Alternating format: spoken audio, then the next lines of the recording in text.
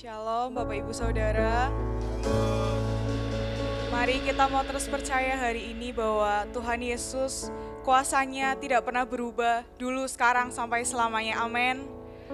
Mari saya undang untuk bangkit berdiri.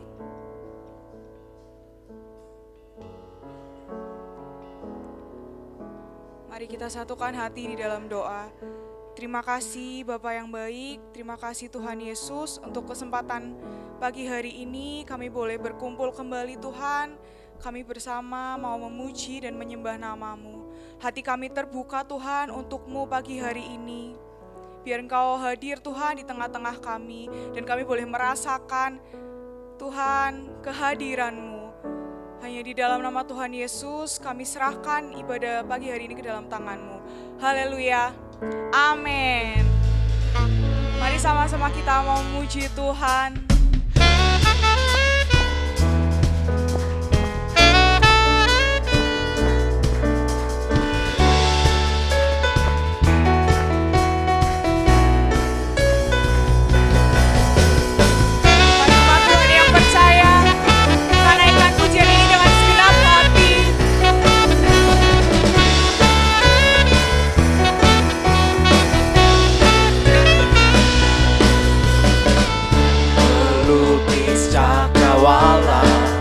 Merangkai jagat raya, mencipta alam semesta,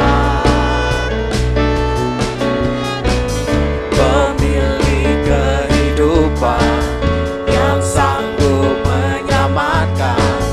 Dialah jalan kebenaran.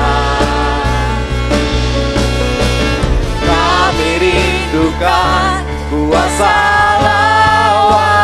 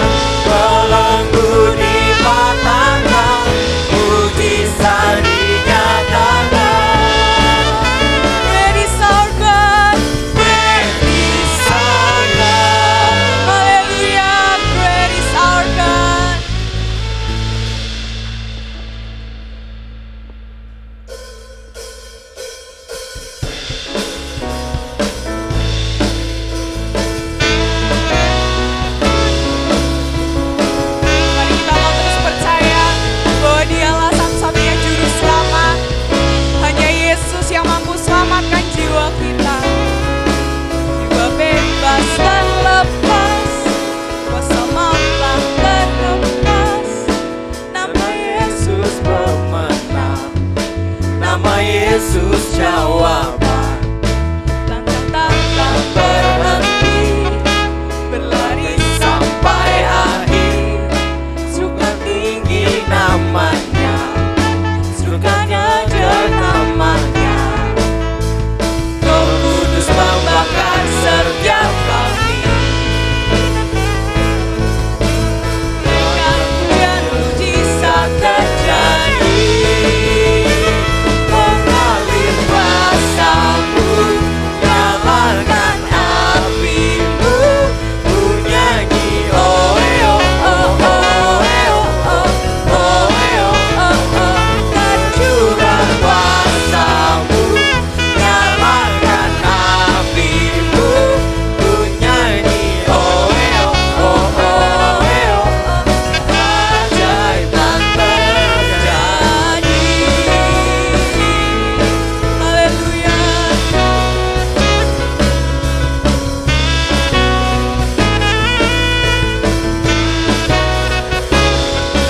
Jiwa bebas terlepas, kuasa malah terlepas. Nama Yesus pemenang, nama Yesus, nama Yesus jawaban. langkah Takkan berhenti, berlari sampai akhir, surga tinggi namanya, surga ajaib namanya. Mari sama-sama katakan, Roh Kudus membakar setiap kami, mainkan hujan mujizat terjadi. mengalir kuasa-Mu, nyalakan api-Mu, ku nyanyi oh oh oh oh oh oh oh. Tercurah kuasa-Mu, nyalakan api-Mu, ku nyanyi oh oh oh oh. Keajaiban kuasa-Mu, nyalakan api-Mu, ku nyanyi oh oh oh oh. Tercurah kuasa-Mu, nyalakan api-Mu, ku nyanyi oh oh oh. Keajaiban mengalir kuasa-Mu, nyalakan api-Mu, ku nyanyi oh oh oh. Tercurah kuasa-Mu, nyalakan api-Mu, ku nyanyi oh oh. Keajaiban terjadi. Amin.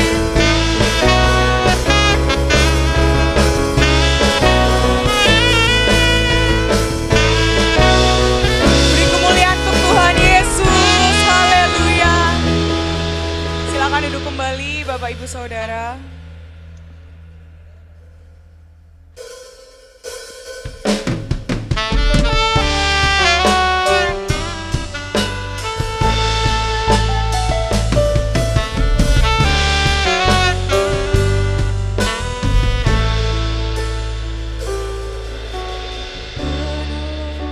Yang selalu setia memenuhi keperluanku, tak pernah Dia mengecewakan. Yesusku tak pernah gagal.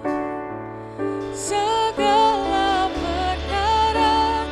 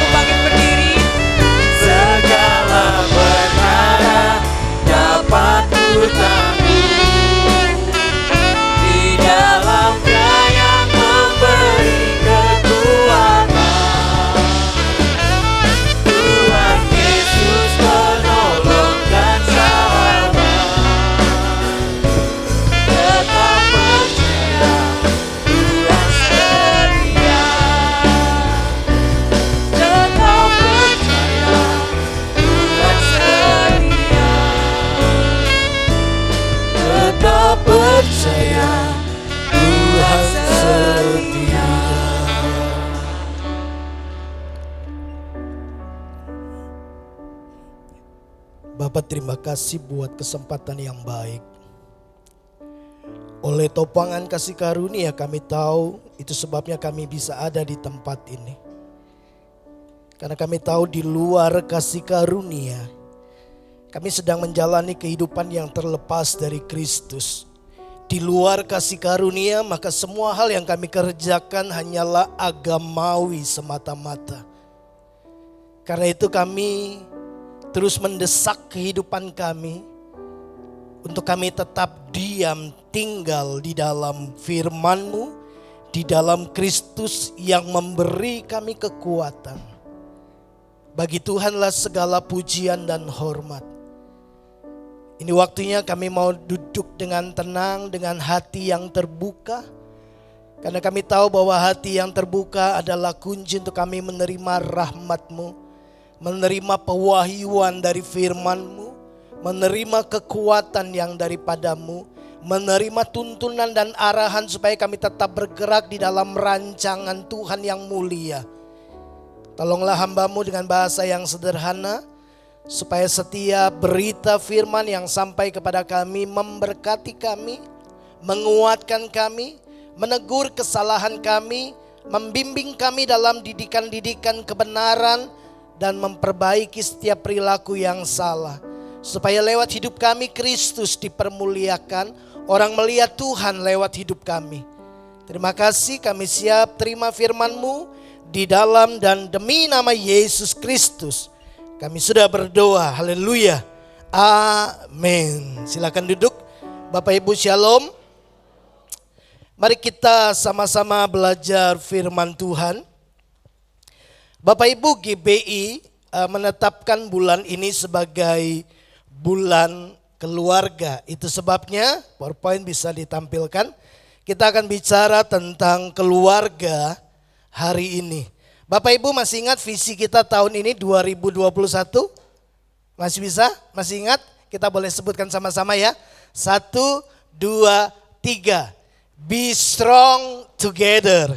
Menjadi kuat bersama. Saya percaya bahwa menjadi kuat bersama tidak dimulai di gereja. Menjadi kuat bersama harus dimulai dari keluarga. Keluarga yang kuat akan menjadikan gereja jemaat yang kuat juga. Nah, Bapak Ibu, mari kita lihat lebih dahulu ayat ini.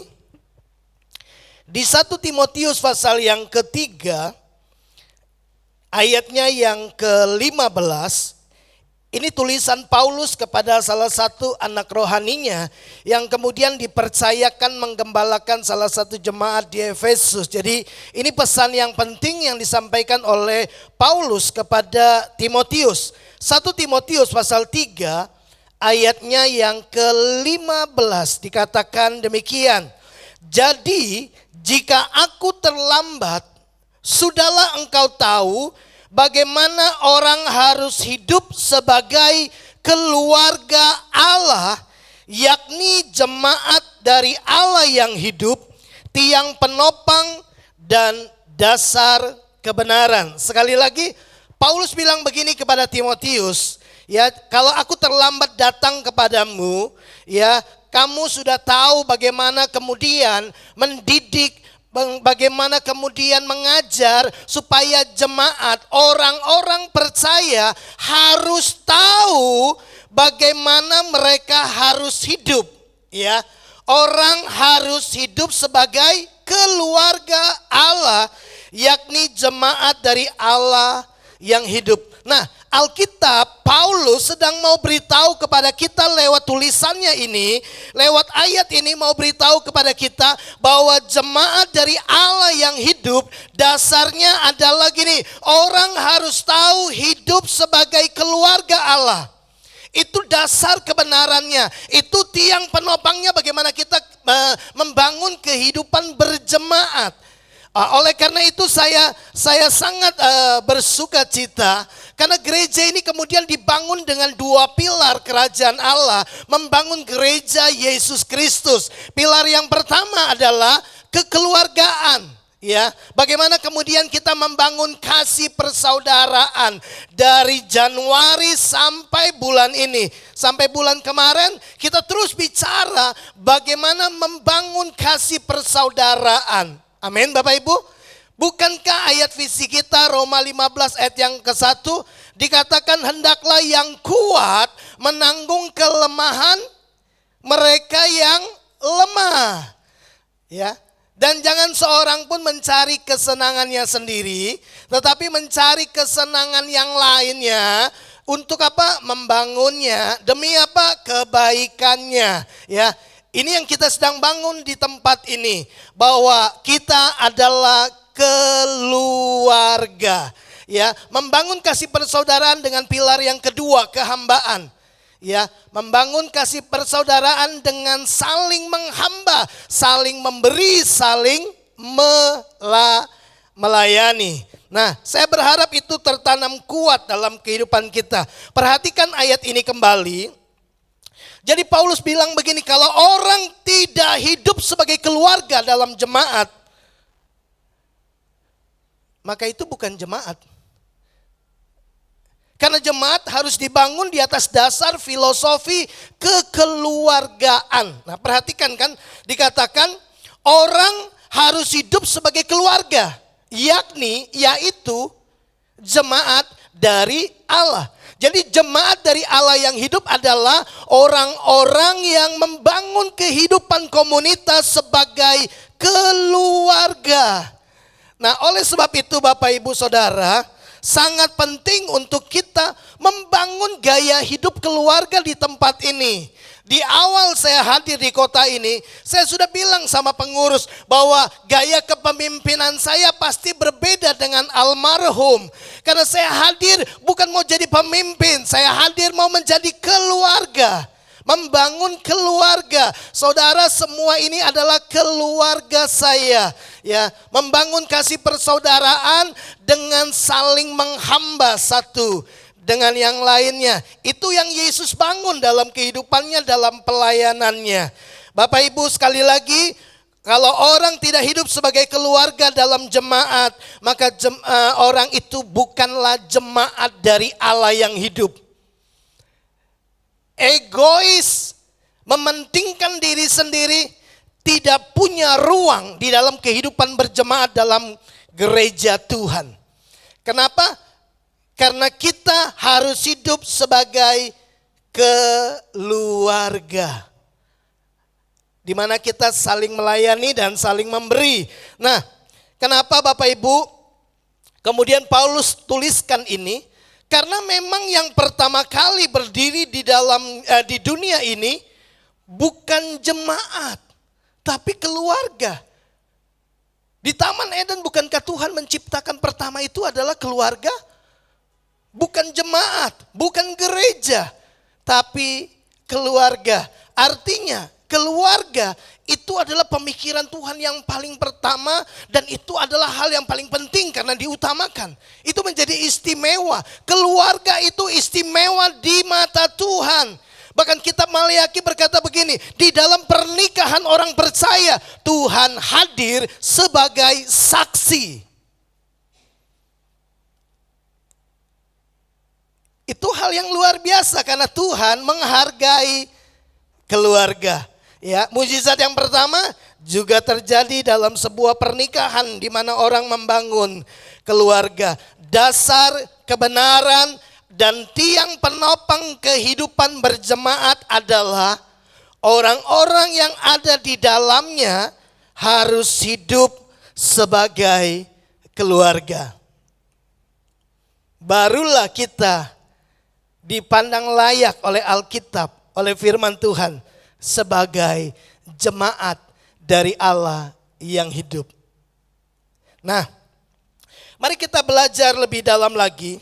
Gereja haruslah berdiri dan dibangun dengan dasar kekeluargaan, dengan gaya hidup keluarga. Di mana apa? Di dalam keluarga kita diajar apa? Saling mengasihi, betul? Orang tua, apakah kita mengajar anak kita untuk saling mendengki satu dengan yang lainnya? Enggak. Kita mengajarkan mereka kasih sayang. Kita mengajarkan mereka bagaimana mereka saling menolong sebagai kakak dan adik, pasangan suami istri harus bermitra untuk mendidik anak-anak mereka membangun kehidupan di dalam kasih.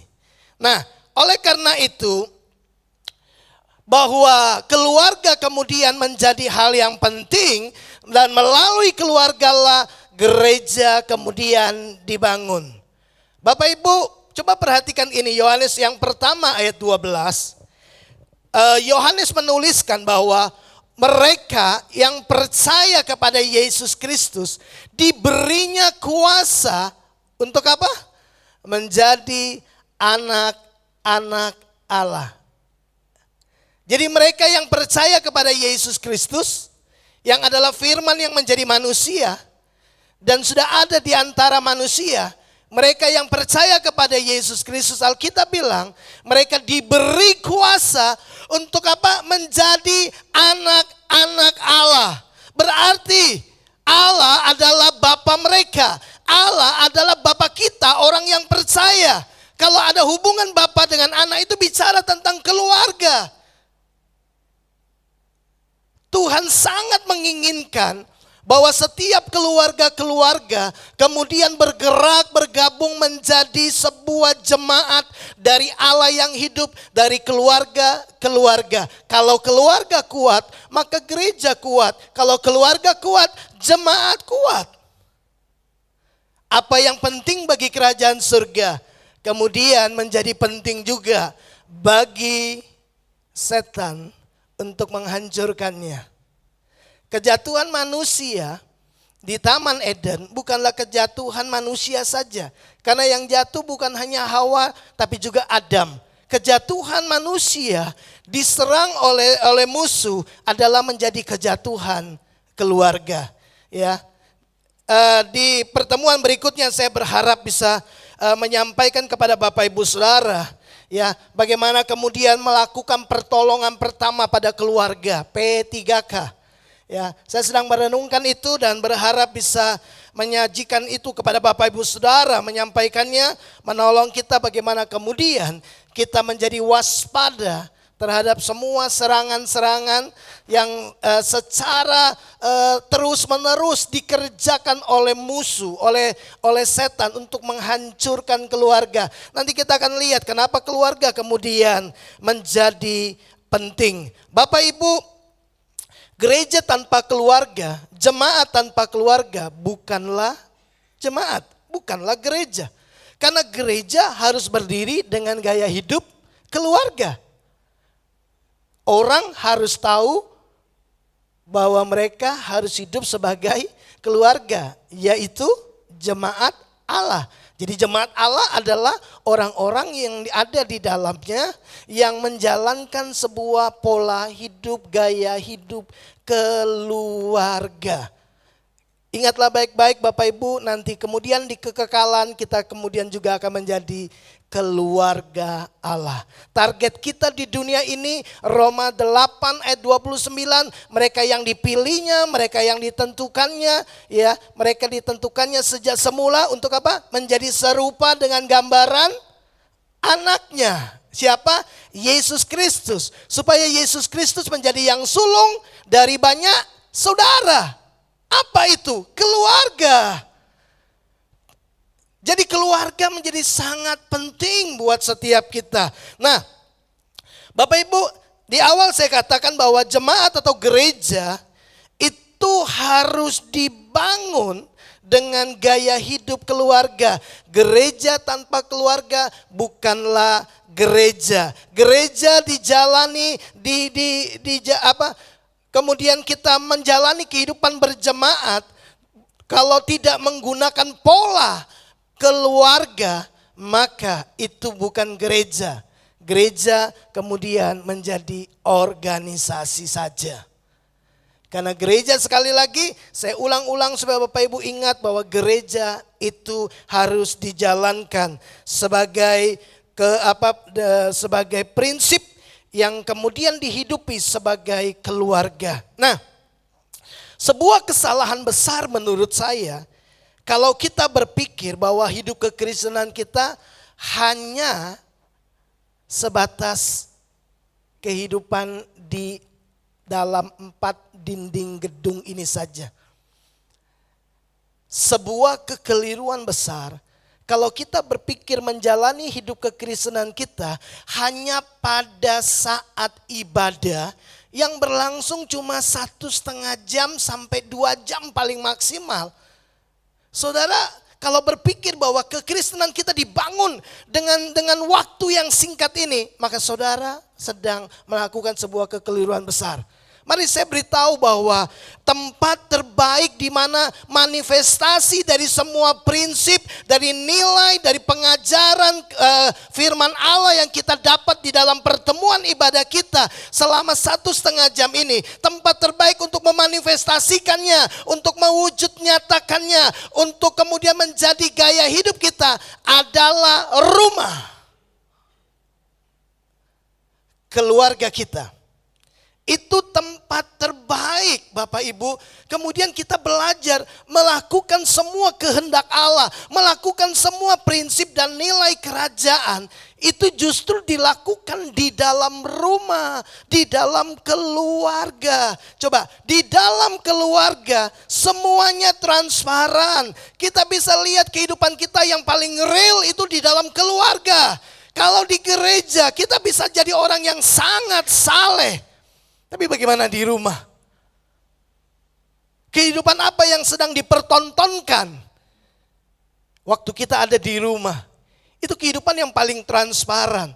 Bapak Ibu, kehidupan kita yang paling real itu bukan 2 jam di tempat ini. Bukan 1,5 jam di tempat ini. Tapi selebihnya semua dihabiskan di rumah. Anak-anak kemudian melihat orang tua. Orang tua kemudian melihat perilaku anak. Ya, pasangan sama-sama menilai dan melihat, semuanya terbuka. Nah, karena itu Bapak Ibu, saya mau supaya kita menjadikan rumah kita, keluarga kita, tempat untuk belajar. Hari ini saya ingin bicara tentang keluarga sebagai rumah belajar. Ya, di mana kemudian kita sama-sama mengerjakan apa saja yang sudah kita terima di ruangan ini. Di dalam ruang ibadah ini kemudian diaplikasikan di dalam rumah. Ya, kita menerapkan semua prinsip, semua nilai, semua kebenaran, semua pewahyuan, semua perintah-perintah Tuhan, di mana kita mulai melakukannya dimulai dari rumah. Kenapa rumah kemudian menjadi penting? Di mana kemudian keluarga menjadi tempat di mana kita semua belajar bersama-sama. Hal yang pertama, kenapa keluarga adalah rumah tempat di mana kita belajar? Pertama Bapak Ibu, karena keluarga adalah tempat pertama kita belajar mengenal Allah. Bukan di gereja, tapi di rumah. Di rumahlah kemudian anak-anak belajar pertama kali mengenal Tuhan. Salah besar kalau kita berpikir, sudah anak-anak gak usah dididik, nanti waktunya biar guru sekolah minggu saja yang mengajar mereka tentang Tuhan. Bapak Ibu, kita keliru besar. Ya, sekolah minggu, guru-guru sekolah minggu hanyalah mitra Bapak Ibu Saudara, menolong Bapak Ibu Saudara, mendidik anak-anak untuk mengenal Tuhan. Tapi tanggung jawab untuk membawa anak-anak kita mengenal Tuhan itu tanggung jawab orang tua. Kenapa? Karena anak secara khusus dipercayakan dalam tanggung jawab kita. Tuhan memilih secara khusus 3 orang anak untuk hadir dalam keluarga saya. Kenapa nggak ditaruh di tempat yang lain? Kenapa saya? Karena Tuhan memandang, Tuhan memberi kepercayaan bahwa saya sanggup membawa mereka untuk mengenal Tuhan. Itu tanggung jawab saya, bukan tanggung jawab kakak sekolah minggu, bukan tanggung jawab pendeta, bukan tanggung jawab siapapun. Itu tanggung jawab orang tua. Nah, perhatikan Bapak Ibu, Kenapa saya bilang bahwa keluarga adalah tempat pertama, kemudian kita belajar mengenal siapa Tuhan. Coba kita lihat beberapa ayat lebih dahulu. Di dalam Kejadian pasal yang keempat, ayat yang ke-25 sampai ayat 26. Saya ingin membagikan kisah ini buat Bapak Ibu Saudara. Saya bacakan buat Bapak Ibu Saudara. Dikatakan bahwa Adam bersetubuh pula dengan istrinya. Lalu perempuan itu melahirkan seorang anak laki-laki dan menamainya Set katanya. Sebab katanya, Allah telah mengaruniakan kepadaku anak yang lain sebagai ganti Habel. Sebab Kain telah membunuhnya. Lahirlah seorang anak laki-laki bagi Set. Set kemudian menikah. Set kemudian membangun sebuah keluarga.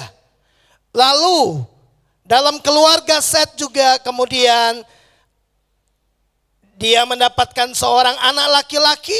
Dan anak itu dinamai Enos. Waktu itulah orang mulai memanggil nama Tuhan. Waktu keluarga ini terbangun, waktu Enos lahir, Alkitab mencatat sejak waktu itulah, di dalam keluarga itulah orang kemudian kembali memanggil nama Tuhan. Artinya sebelumnya mereka sudah mulai melupakan Tuhan. Habel dibunuh, waktu Kain sama Habel ada, mereka masih datang kepada Tuhan. Mereka masih mempersembahkan korban kepada Tuhan. Mereka mengenal Tuhan. Kita tahu setelah itu Kain membunuh Habel. Alkitab mencatat lalu Kain lari dari hadapan Tuhan. Kain meninggalkan Tuhan. Kain melupakan Tuhan. Kain sama sekali tidak mengajarkan tentang Tuhan. Di ayat-ayat di atas ini 25 ke atas, Bapak Ibu akan menemukan ada 7 keturunan yang kemudian lahir daripada keturunan Kain, sama sekali tidak menyebutkan nama Tuhan. Bahkan salah satu keturunan daripada Kain itu justru berkata begini, kalau Kain lari dari Tuhan, kalau Kain kemudian dihukum, ya, aku akan dihukum lebih hebat lagi daripada Kain. Sama sekali tidak ada rasa takut akan Tuhan dari semua keturunan Kain. Kain kemudian mewarisi dan menggambarkan sebuah kehidupan keluarga tanpa pengenalan akan Tuhan. Lalu kemudian lahir satu pribadi yang namanya Set. Lalu dia menikah dan dia melahirkan seorang anak dari keluarganya. Kemudian dari keluarga inilah menjadi sebuah garis keturunan keluarga orang-orang benar. Keluarga yang mengenal Tuhan. Dari keluarga Set inilah kemudian dia mulai mengajar anaknya untuk mengenal Tuhan, memanggil nama Tuhan. Nah, Bapak Ibu, kalau Bapak Ibu terus mempelajari dan membaca kitab Kejadian seterusnya, kemudian dari keturunan Set inilah lalu lahir Enos, lahir Kenan, Mahalalel, Yared, kemudian muncul satu pribadi yang namanya Henok. Kita tahu siapa Henok? Henok bukan hanya pribadi yang memanggil nama Tuhan. Henok kemudian lahir dalam sebuah keluarga yang pertama memanggil nama Tuhan, tapi kemudian diajarkan berkali-kali di dalam keluarga. Henok kemudian didapati dan dicatat oleh Alkitab. Dia bukan hanya memanggil nama Tuhan, Henok bergaul karib dengan Tuhan. Henok berjalan bersama dengan Tuhan. Tahukah Bapak Ibu, kalau Bapak Ibu menghitung waktu ini, maka Bapak Ibu akan menemukan begini. Pada waktu Henok hidup, Adam masih hidup. Adam masih hidup. Karena setelah Adam memiliki anak di usia yang ke-130, dia mendapatkan anak dan dia beri nama Set. Itu usianya 130. Lalu kemudian dia masih hidup lagi 800 tahun. Nah, dari Set ke Henok ya, itu ada kurun waktu 537. Berarti Adam masih hidup. Nah, saya percaya Adam menceritakan tentang Tuhan. Adam kemudian mengingatkan keturunan demi keturunan, jangan memberontak kepada Tuhan. Tuhan itu baik. Aku yang salah. Tapi Tuhan tidak salah. Tuhan itu baik. Itu sebabnya saya nggak tahu sampai keturunan keberapa apa sebutannya. Tapi Henok adalah keturunan dari Adam. Garis keturunan keluarga yang mengajarkan tentang Tuhan. Sampai kemudian Henok ini berjalan bersama dengan Tuhan. Bahkan begini, dia naik ke surga. Dia diangkat ke surga, tidak mengalami kematian. Dimulai dari mana? Keluarga. Jadi jangan lepaskan tanggung jawab kita dan menyerahkannya kepada gereja. Enggak. Tuhan mempercayakan itu kepada kita. Orang tua, kepada keluarga. Di dalam keluarga lah orang kemudian memanggil nama Tuhan. Mengenal Tuhan. Di dalam keluarga lah kemudian Henok belajar bergaul karib dengan Tuhan. Bapak Ibu, tahukah kita kalau diteruskan maka muncul satu nama yang kita pasti kenal. Dari keluarga, keturunan, lahirlah yang namanya Nuh. Siapa Nuh? Dia orang yang saleh, takut akan Tuhan, menjauhi kejahatan. Dia orang yang sangat diberkati oleh Tuhan. Bapak Ibu lihat, bahwa keluarga kemudian tempat pertama kali kita seharusnya belajar mengenal Tuhan. Saya lahir dalam keluarga yang bukan Kristen. Tapi kemudian saya melihat orang tua saya. Bagaimana mereka sembahyang? Mereka kemudian menyembah dewa. Karena mereka Konghucu. Bapak Ibu, dari situ saya tahu siapa Tuhan mereka. Bersyukur kemudian oleh anugerah Tuhan. Bapak Ibu, karena Tuhan mengasihi saya, atas seizin dan perkenanan Tuhan kemudian saya sekolah di sekolah dasar Kristen. Dari situ saya mendengar tentang Tuhan. Saya percaya bahwa kita punya kisah yang berbeda-beda. Tapi kemudian percayalah, bahwa keluarga sejak awal ditetapkan oleh Tuhan menjadi tempat di mana orang kemudian pertama kali mendengar tentang Tuhan, belajar tentang Tuhan. Nah, yang kedua, coba Bapak Ibu lihat ini. Ulangan 6 ayat 4. Ini adalah perintah yang Tuhan suruh Musa ajarkan kepada orang-orang Israel. Ya, Ulangan 6 ayat 4, dengarlah hai orang Israel, Tuhan itu Allah kita. Ya, jadi Musa bilang gini, Tuhan itu Allah kita. Tuhan itu Allah kita, Tuhan itu Esa. Kasihilah Tuhan Allahmu dengan segenap hatimu, dengan segenap jiwamu dan dengan segenap kekuatanmu. Apa yang kuperintahkan kepadamu pada hari ini haruslah engkau perhatikan, haruslah engkau mengajarkannya berulang-ulang kepada anak-anakmu. Ya, jadi Musa bilang perintah ini haruslah kau perhatikan bahwa apa? Tuhan itu Allah kita. Ya, ajarkan kepada anak-anak, ya, supaya mereka mengenal bahwa Tuhan itu Allah kita. Tuhan itu Esa. Itu diajarkan di mana? Di rumah. Nanti kita akan lihat selanjutnya. Nah, Bapak Ibu, hal yang kedua, coba perhatikan ini. Wow. Kenapa jadi berantakan? Bapak Ibu, keluarga adalah tempat belajar dan melakukan kehendak Allah. Ya, keluarga adalah tempat di mana kita belajar kehendak Allah dan belajar melakukan kehendak Allah. Bapak Ibu, mari perhatikan ini baik-baik. Keluarga kita, keluarga sejak awal didesain Tuhan menjadi tempat di mana kehendak Allah kemudian diajarkan, kehendak Allah dinyatakan, kehendak Allah diberitahukan. Keluarga kemudian menjadi pelaksana kehendak Allah.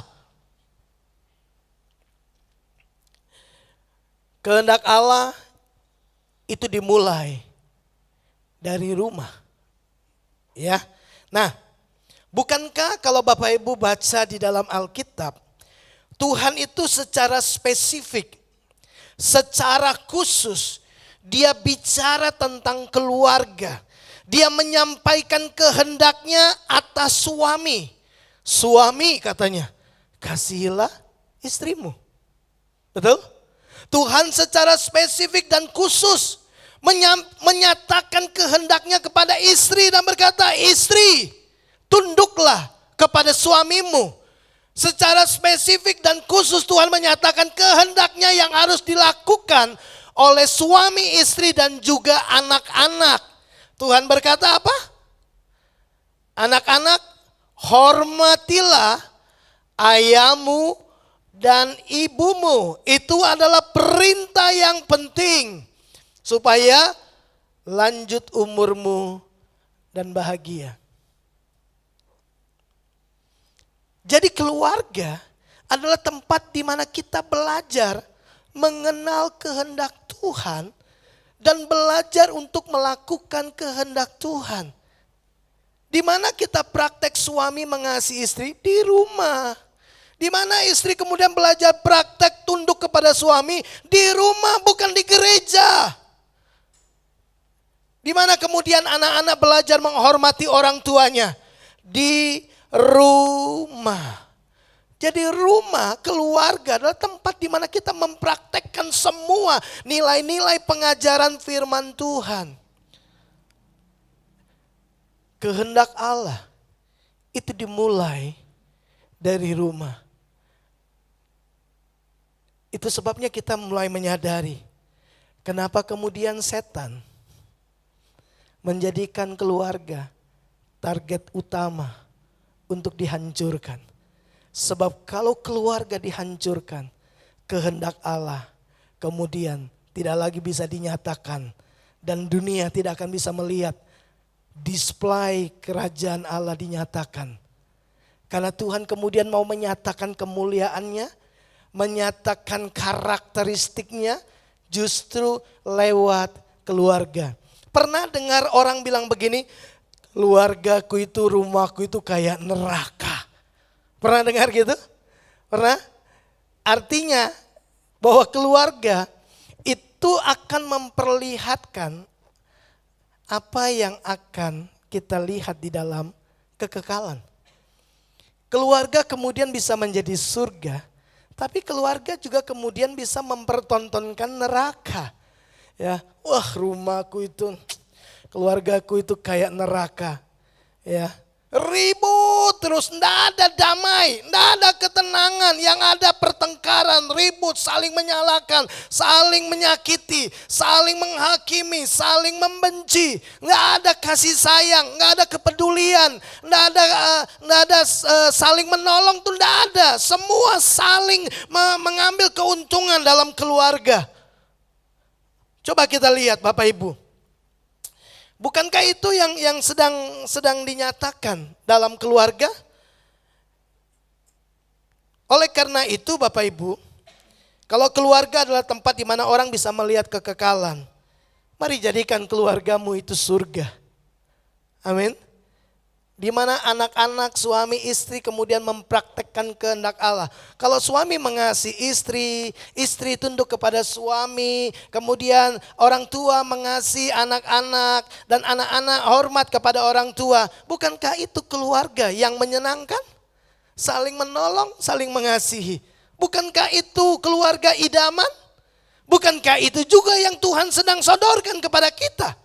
Bukankah itu yang Tuhan mau terjadi dalam keluarga kita? Datanglah kerajaanmu di bumi. Di mana? Di keluarga kita. Seperti di surga. Karena di surga adalah keluarga.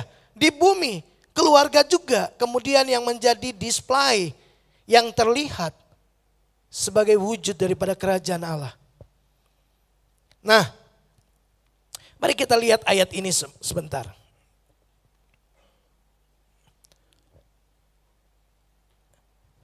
Dimatiin dulu baru dikembalikan. Di dalam Ulangan pasal 6 tadi,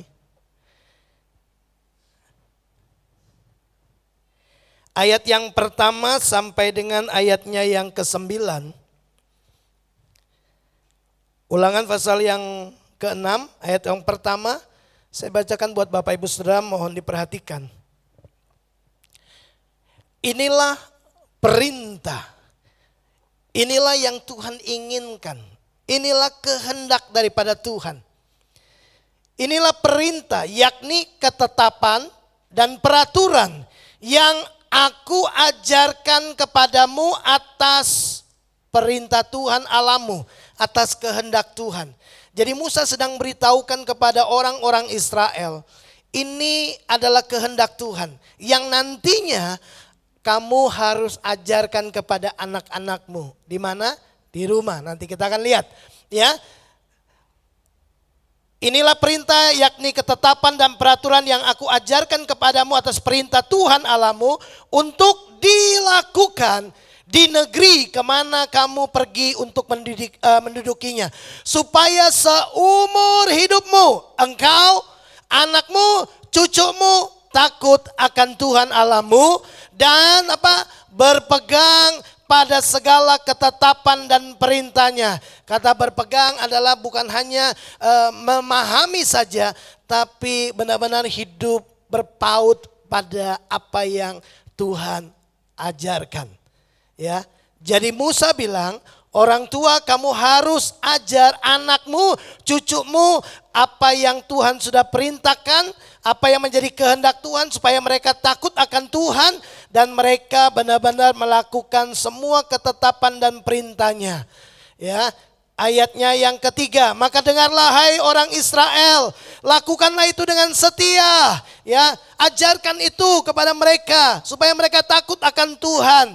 Ya, supaya baik keadaanmu dan supaya kamu menjadi sangat banyak seperti yang dijanjikan Tuhan Allah nenek moyangmu kepadamu di suatu negeri yang berlimpah-limpah susu dan madunya. Ayat yang keempat yang kita baca tadi, dengarlah hai Israel, Tuhan itu Allah kita, Tuhan itu Esa, kasihilah Tuhan Allahmu dengan segenap hatimu, dengan segenap jiwamu, dan dengan segenap kekuatanmu.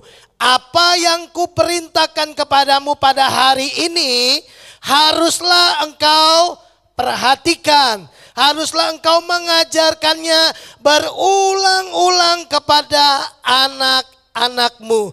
Berarti itu tanggung jawab orang tua untuk mengajarkan apa? Kehendak Tuhan. Untuk mengajarkan apa? Perintah Tuhan, ketetapan-ketetapan Tuhan. Bukan untuk membuat mereka susah, bukan untuk membuat mereka kemudian tidak bisa bebas melakukan kesenangan hati mereka. Enggak, tujuannya supaya gini, mereka diberkati Tuhan, mereka makmur, mereka panjang umur. Ya, coba kita lihat lagi.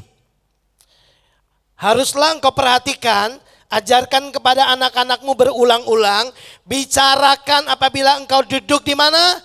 Di rumahmu, apabila engkau sedang dalam perjalanan, apabila engkau sedang berbaring, apabila engkau bangun, haruslah juga engkau mengikatkannya sebagai tanda pada tanganmu, dan haruslah itu menjadi lambang di dahimu, dan haruslah engkau menuliskannya pada tiang pintu rumahmu dan pada pintu gerbangmu.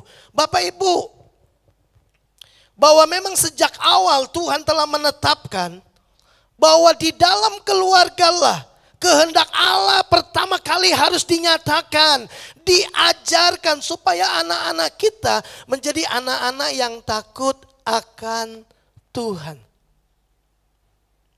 Kalau anak-anak kita adalah anak-anak yang takut akan Tuhan, Bapak Ibu, kita tidak takut. Kita nggak perlu khawatir ketika mereka kemudian harus meninggalkan rumah, kuliah di luar kota. Karena kita tahu kalau dia takut akan Tuhan, dia akan menjauhi dosa. Tapi kalau kita tahu bahwa anak kita tidak kenal Tuhan, tidak takut Tuhan, Bapak Ibu, kita patut menjadi takut dan khawatir dengan pergaulan di luar sana. Kita nggak bisa jaga anak kita 24 jam, betul? Tapi sikap takut akan Tuhan akan menjaga mereka dari jalan-jalan yang bisa menghancurkan mereka. Itu sebabnya sejak awal Tuhan itu desain bahwa di dalam keluarga lah orang tua ajarkan firman Allah, ya.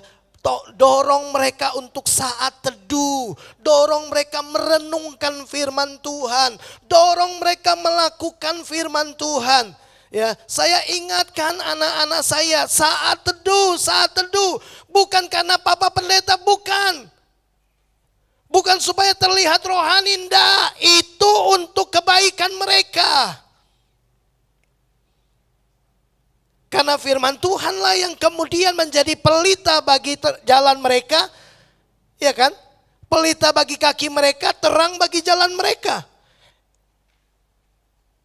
Karena itulah yang membuat kemudian mereka bisa berjalan tanpa terhantuk, tanpa tersandung. Firman Tuhan yang menolong mereka. Nah, oleh karena itu, mari ingatlah ini baik-baik keluarga-keluarga Tuhan. Bahwa memang keluarga adalah tempat di mana seluruh kehendak Allah harus diajarkan. Dan itu adalah bagian kita semua. Di tempat ini Bapak Ibu cuma dimobilisasi. Bapak Ibu cuma didorong. Untuk apa? Untuk mengerjakan kehendak Allah di rumah. Bapak Ibu dengar firman Tuhan hari ini, nanti prakteknya di mana? Bukan di gereja kan? Di rumah.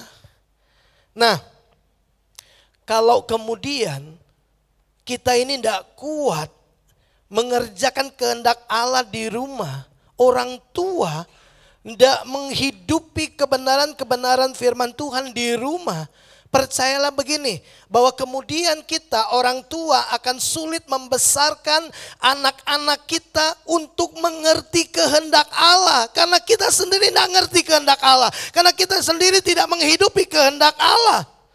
Lalu kemudian anak-anak akan menjadi orang-orang yang sulit untuk mengerjakan kehendak Allah. Mereka tidak akan menjadi pelaksana-pelaksana kehendak Allah di dalam hidup mereka. Karena mereka lihat orang tuanya tidak lakukan hal yang sama. Bagaimana kita mau suruh anak kita merenungkan firman Tuhan tapi kita sendiri nggak pegang Alkitab? Bagaimana kita mau anak kita takut akan Tuhan dan belajar firman Tuhan? Waktu dia belajar agama ada pertanyaan tanya mamanya nggak tahu. Ma, anaknya Abraham ada berapa? Waduh. Tanya Mbak Google saja. Coba bayangkan. Yesus lahir di mana, Ma? Di Israel. Wah, paling gampang. Ya kan? Tapi nggak ada pilihan Israel. Adanya Rembang, Brebes, Tegal, Bethlehem. Coba Bapak Ibu. Apa yang akan terjadi dengan anak-anak kita?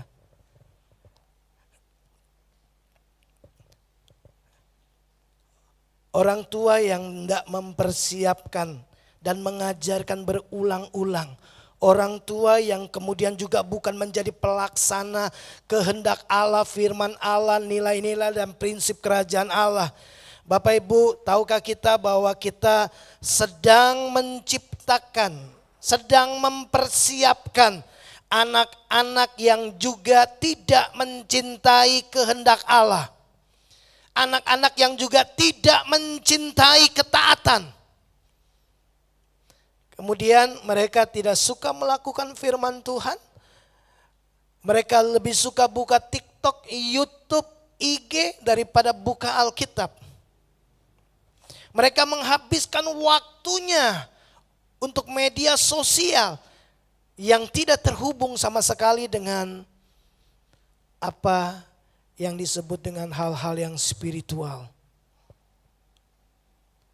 Itu sangat berbahaya. Kenapa Bapak Ibu? Karena kemudian kita tahu anak-anak kita bukan lagi menjadi anak-anak yang belajar untuk taat di kesempatan pertama.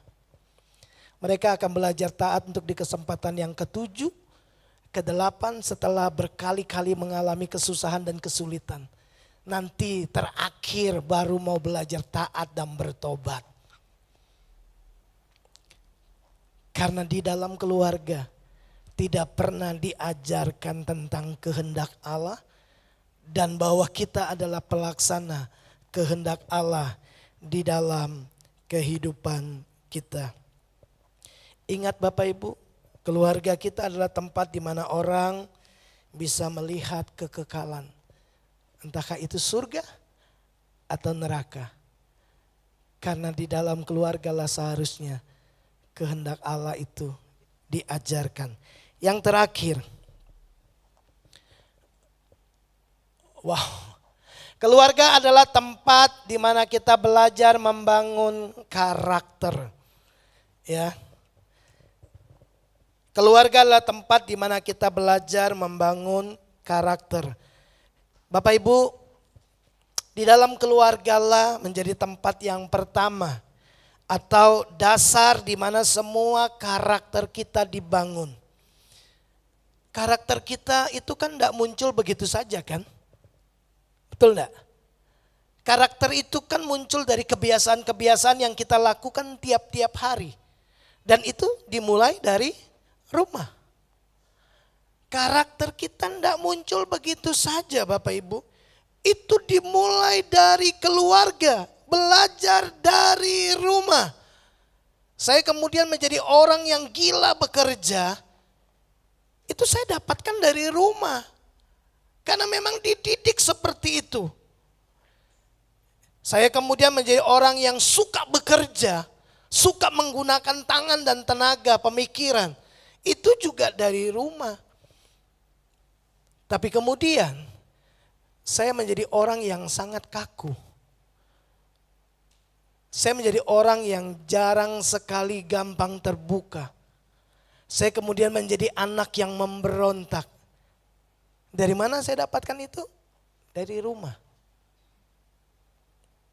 Semua karakter kita 80% terbangun di dalam keluarga. Lihatlah Bapak Ibu, anak-anak kita akan meniru kita.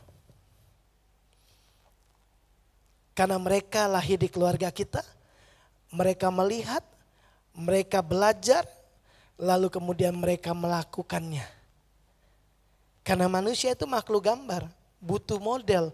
Dan model pertama untuk seorang anak adalah orang tua mereka. Jadi apa yang sedang diperagakan di dalam keluarga kita?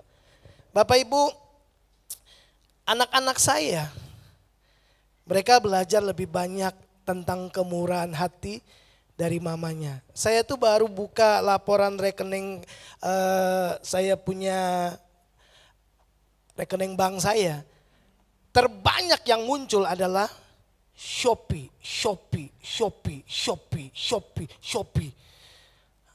Ya, karena anak saya selalu, Pak, isikan Shopee. Buat apa? Mau beli hadiah buat ulang tahun. Siapa? Temen di Semarang, temen di Surabaya. Tetap aja dikirim. Saya bilang ampun gitu kan. Jadi belanja, Pak, isi Shopee. Untuk apa? Ini mau ulang tahun. Gitu. Untuk siapa?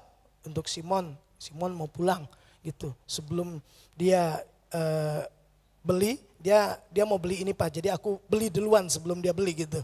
Ya, anak-anak saya rela nabung cuma untuk itu. Dari mana mereka belajar? Bukan dari saya, dari mamanya. Karena saya sangat-sangat perhitungan. Dari mana saya belajar sangat-sangat perhitungan? Dari keluarga saya. Gitu. Bukan berarti saya tidak murah hati. Saya murah hati tapi perhitungan, gitu. Ya, istri saya murah hati tanpa perhitungan, gitu. Dan anak-anak saya belajar mereka dari istri saya, murah hati tanpa perhitungan. Ya, tapi saya penuh perhitungan. Ya, saya dari kecil dididik untuk bertanggung jawab untuk semua hal yang dipercayakan kepada saya, termasuk uang. Itu sebabnya saya juga mengelola keuangan di gereja ini dengan sangat perhitungan. Kenapa? Saya harus memberi pertanggungjawaban kepada Bapak Ibu Saudara dan terlebih kepada Tuhan. Ya, 1 rupiah pun saya nggak mau digunakan tanpa itu untuk kepentingan kemajuan pekerjaan Tuhan. Bapak Ibu, anak-anak belajar dari kita.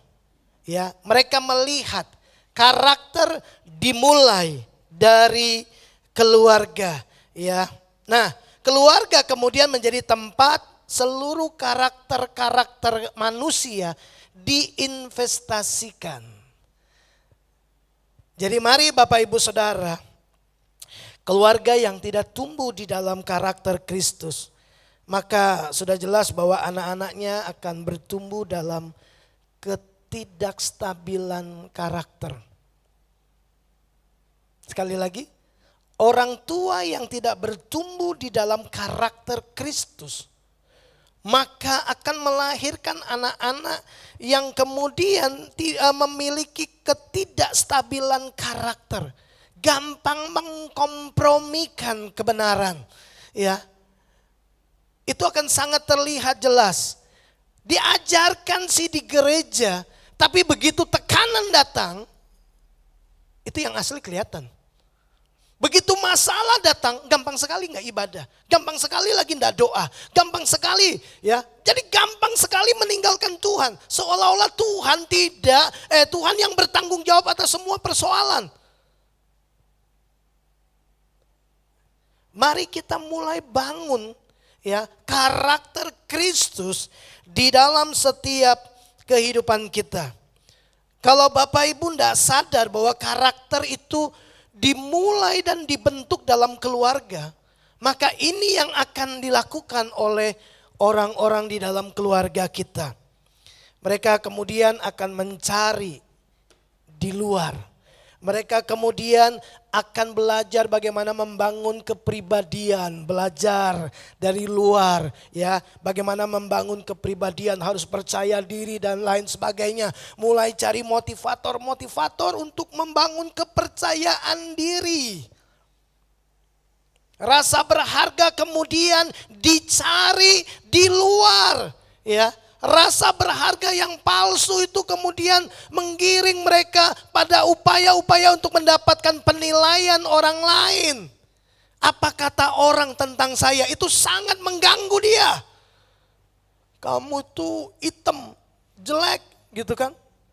Wah, langsung kita merasa kita gak berharga. Enggak, rasa berharga kita itu ditentukan oleh Tuhan. Dan kita terima itu di dalam keluarga.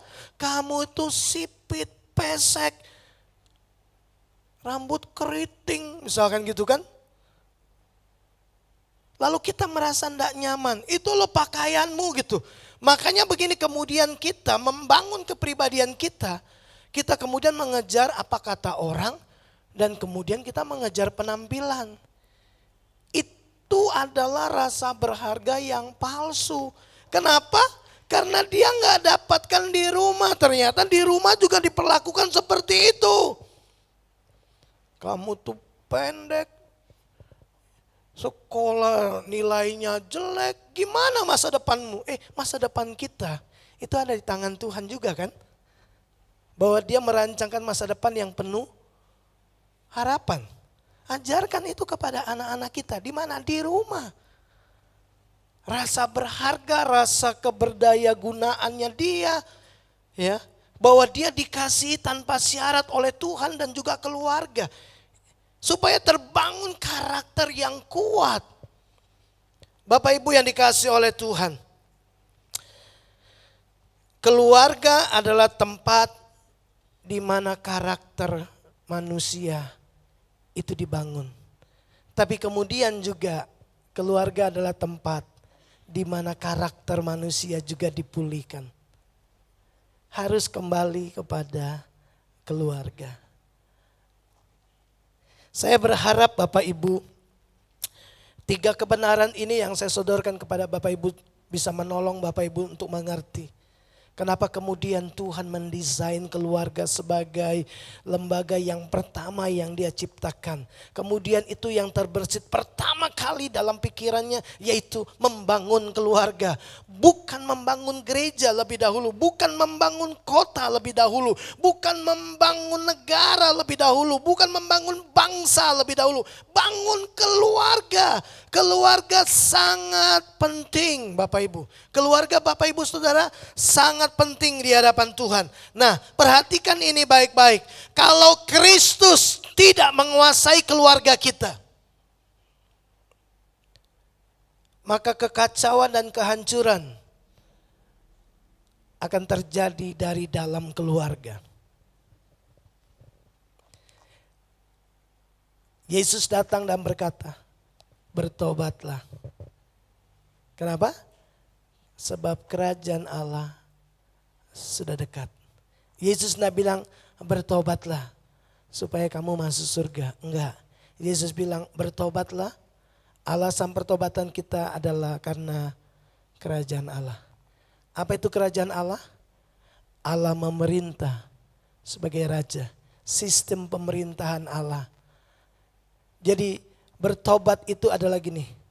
Berpindah dari kepemimpinan memimpin diri sendiri menjadi Allah yang memerintah. Kalau Tuhan yang memerintah atas keluargamu, Bapak Ibu dengar gini. Keluargamu akan kuat. Keluargamu akan tidak terkalahkan. Kenapa? Karena Tuhan tidak tertandingi. Amin. Karena Tuhan tidak terkalahkan. Rancangannya atas keluargamu tidak mungkin gagal. Rancangannya atas rumah tanggamu tidak mungkin bisa dikalahkan. Pasti terjadi. Tidak ada yang mustahil bagi Tuhan. Oleh karena itu, biarkan Tuhan memerintah atas keluarga kita. Biarkan kemudian kehendak Allah yang berlangsung dan terjadi atas keluarga kita. Kalau kita mau melihat keluarga kita menjadi keluarga yang merepresentasikan kerajaan Allah, surga, kehidupan yang bahagia karena Kristus ada di dalam keluarga kita. Kiranya Tuhan memberkati kita semua.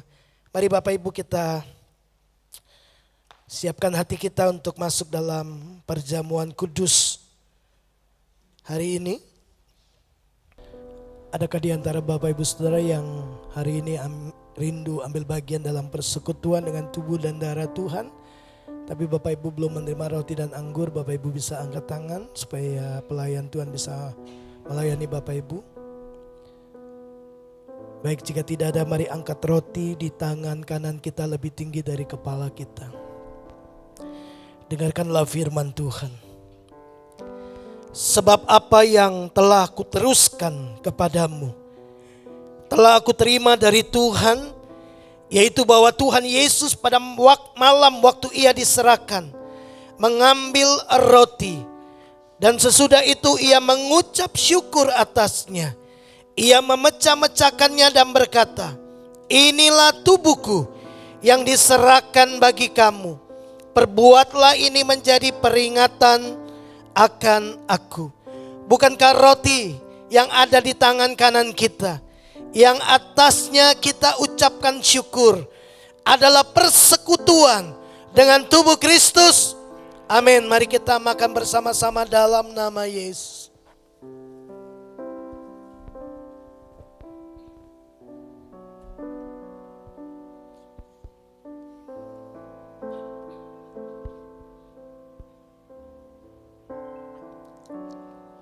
Mari angkat cawan lebih tinggi dari kepala kita.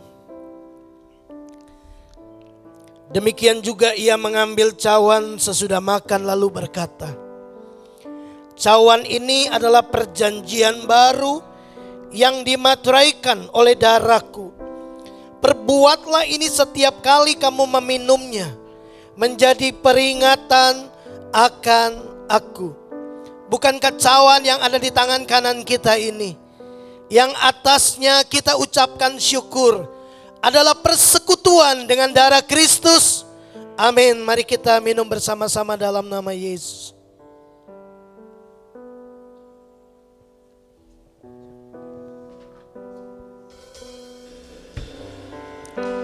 Mari ambil waktu sejenak, kita sama-sama menaikkan ucapan syukur kita.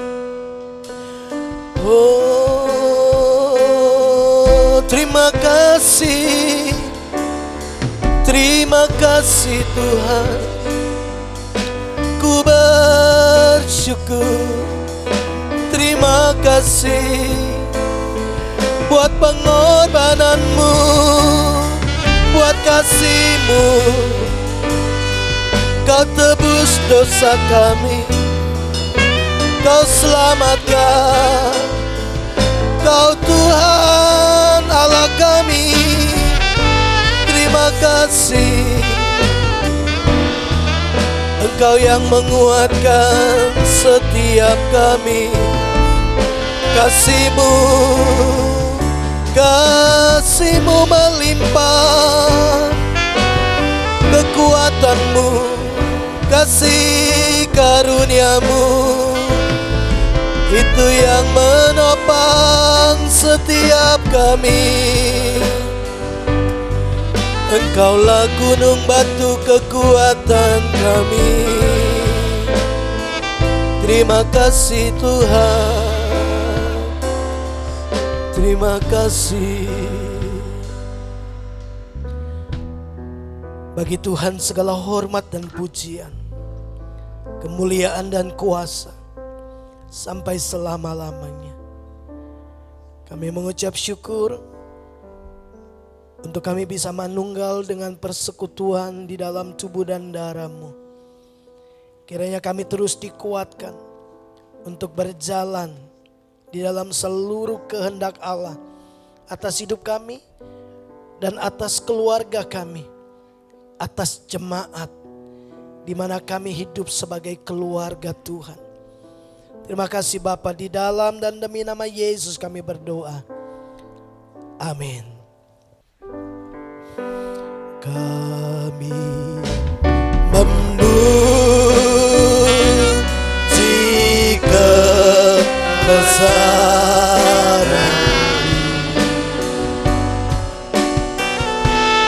ajaib Tuhan, ajaib Tuhan.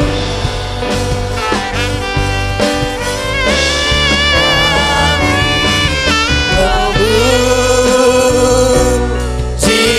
kebesaran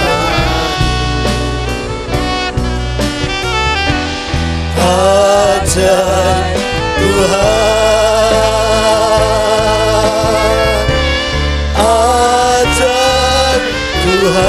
ajaib Tuhan, ajaib Tuhan, ajaib Tuhan, ajaib Tuhan, ajaib Tuhan, ajaib Tuhan, ajaib Tuhan. Mari Bapak Ibu kita angkat persembahan kita di hadapan Tuhan. Firman-Mu berkata bahwa segala sesuatu datang dari Tuhan, oleh Tuhan, dan untuk Tuhan. Bahkan keuangan kami yakini, kami percayai sebagai berkat Tuhan yang Kau sudah berikan dalam hidup kami. Dan kami mau supaya kehidupan kami diberkati untuk menjadi berkat. Itu sebabnya dalam ibadah ini kami membawa persembahan syukur kami. Persembahan 1/10, persembahan untuk pekerjaan misi. Berkati setiap persembahan ini menjadi alat untuk memperluas kerajaan-Mu, khususnya di wilayah di mana kami ada, di di wilayah di mana gereja ada dan seluruh keluarga ada, lingkungan kemudian menjadi berkat dan diberkati oleh Tuhan. Terima kasih, dengan sukacita kami bawa persembahan kami di dalam nama Tuhan Yesus Kristus. Mari Bapak Ibu arahkan hatimu kepada Tuhan. Kekasih-kekasih Tuhan, pulanglah dan bawalah berkat yang terbaik daripada Allah Bapa, kasih sayang dan kasih karunia demi kasih karunia dari kepenuhan Yesus Kristus Tuhan kita, di dalam persekutuan yang erat, intim dan mesra oleh Roh-Nya yang kudus. Kiranya memimpin hari-hari kita berjalan dalam ketaatan, berjalan dalam kehendak Allah, menjadi pelaksana-pelaksana kehendak Allah di muka bumi ini, supaya lewat hidup kita, keluarga kita, Tuhan dipermuliakan. Kita pulang membawa berkat Abraham, Ishak dan Yakub, berkat yang disempurnakan di dalam Kristus Yesus Tuhan kita. Kita terima berkat ini di dalam nama Tuhan Yesus Kristus. Setiap kita yang percaya diberkati Tuhan, mari sama-sama katakan amin. Selamat hari Minggu, Tuhan Yesus memberkati kita semua.